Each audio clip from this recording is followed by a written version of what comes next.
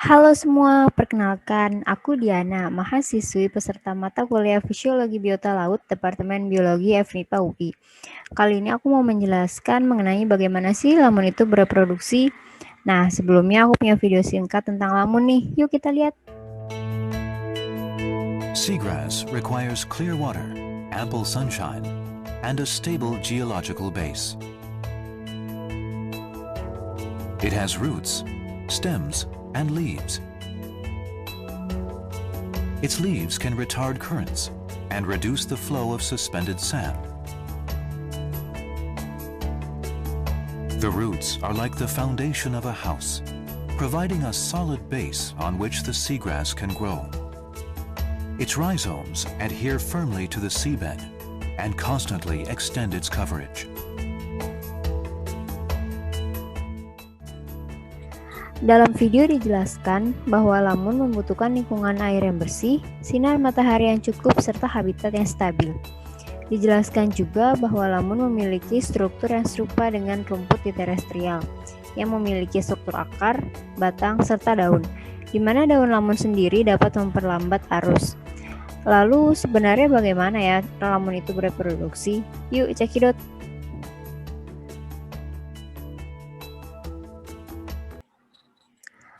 Slide pertama, saya akan menjelaskan kembali mengenai struktur lamun itu sendiri, di mana dari gambar terlihat terdapat struktur akar, rizom, bunga, serta daun.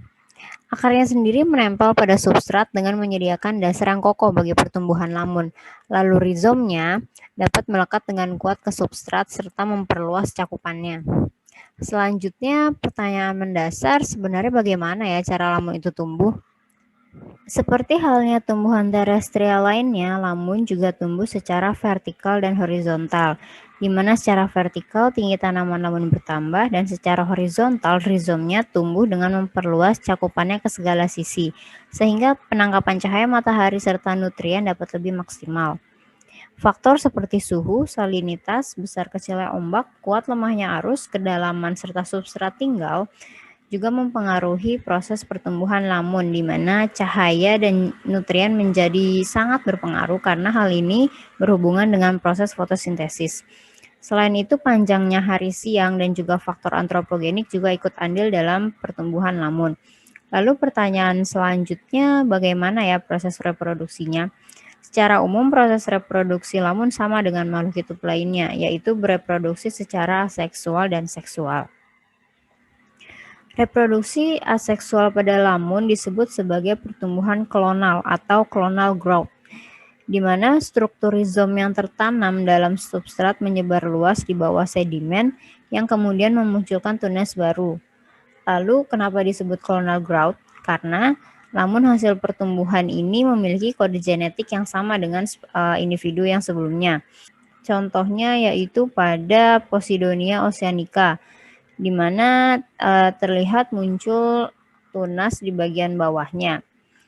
Spesies Posidonia oceanica ini diketahui sudah ada sejak zaman akhir Pleistosen atau sekitar 200.000 tahun yang lalu dan ditemukan di wilayah Mediterania, dan spesies ini merupakan spesies lamun dengan pertumbuhan yang lambat, bahkan dapat mencapai ribuan tahun. Selanjutnya pada slide ini digambarkan proses reproduksi aseksual pada lamun yang lainnya.